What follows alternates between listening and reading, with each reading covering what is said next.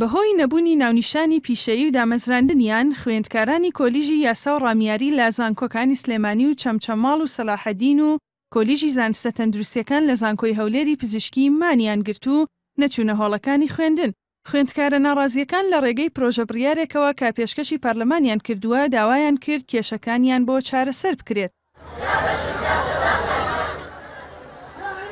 بە دروشمی یان بەشەکەمان داخن یاخود بەگەڕی بخەن هاتوینە سەرجادا حکوومەت پێی وایە کۆمەڵێک عەرقەلەی ئیداری هەیە کۆمەڵێک کێشەی یاسایی هەیە کە زیاتر لەلایەکەوە ئێمە پەیوەستە بە بەغداوە لەلایەکی تریشەوە کێشەی ئیداری بۆ ئەوەی بۆ ئێمە دروست دەبێت ئێمە ناتوانین سەر بەخۆ دروستکەین لەوە گەورەتر بیر دەکەینەوە کە تەنها شوێنی وەزیفیمان هەبێ لەوە گەورەتر بیر دەکەینەوە کە تەنها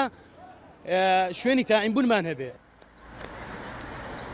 هاوکات خوێندکارانی کۆلیژی زانستە تەندروستیەکان لە هەولێر لە بەردەم پەرلەمانی کوردستان خۆپیشاندانیان ئەنجامدا و داوایان کرد خوێندن لە کۆلیژەکەیان بکرێتە 5 ساڵ و ناونیشانی پیشەییان بۆ دیاری بکرێت و دوای دەرچوونیان شێوازی کارکردنیان بۆ دەستنیشان بکرێت.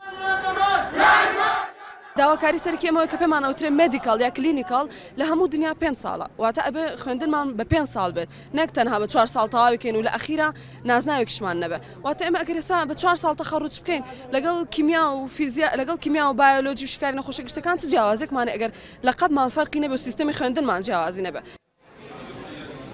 لە پەرلەمانی کوردستان پرۆژە بڕیارێک بۆ دەستنیشانکردنی پلەی پیشەیی بۆ خوێندکارانی زانستە ڕامیاریەکان خوێندنەوەی یەکەمی بۆ کراوە و نێردراوە بۆ سەرۆکایەتی حکوومەتی هەرێم بۆ پێداچوونەوە بەڵام تاکو ئێستا حکوومەت وەڵامی پەرلەمانی نەداوەتەوە.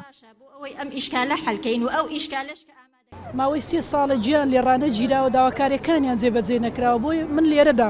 وەکو ئەندامێکی لێژنەی پەروەردە و خوێنی باڵە وەکو ئەندامێکی لێژنەی تەندروستی و ژینگە بەڵێنی ئەویان پێدەم کە لە زووترین کات بە دوواداچوون بۆ کێشەکانی ئەوان بکەین و ئەوەی لێتوانە هەبێت داواکاریەکانیان جێبەجێ بکرێت چونکە ئەوان بەڕاستی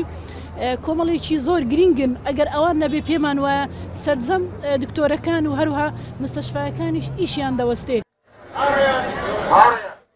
بەشەکانی زانستە ڕامیاریەکان لە ساڵی 1996 لە کوردستان دامەزراوە و دەرچوانی ئەم بەشە لە دوای 16 ساڵ خوێندن هیچ ناونیشانێکی پیشەییان نییە و ناتوانن دابمەزرێن.